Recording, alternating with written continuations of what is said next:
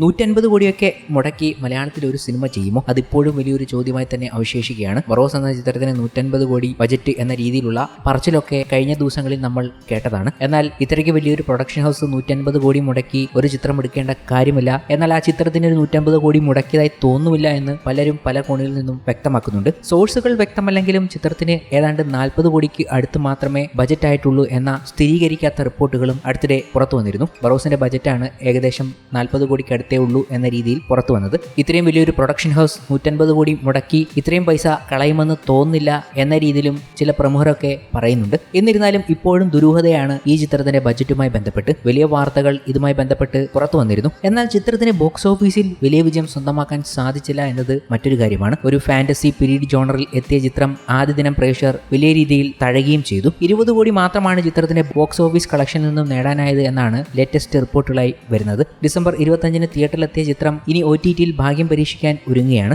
ചിത്രം തിയേറ്ററിലെത്തി 23-ാം ദിവസമാണ് ഔദ്യോഗിക OTT പ്രഖ്യാപനം വന്നിരിക്കുന്നത്. ഡിസ്നി പ്ലസ് ഹോട്ട്സ്റ്റാറിലൂടെയാണ് ചിത്രം സ്ട്രീമിംഗ് ആരംഭിക്കുന്നത്.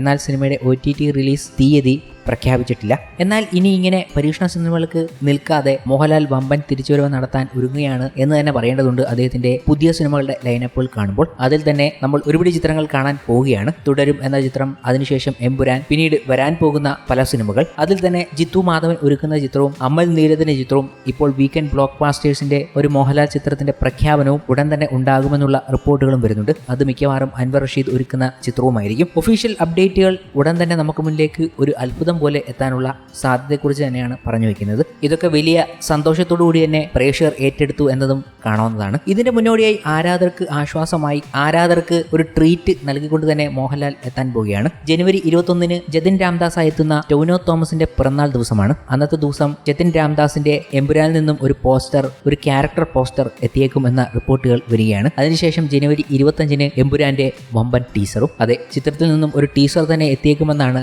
ഏറ്റവും പുതിയ റിപ്പോർട്ടുകൾ.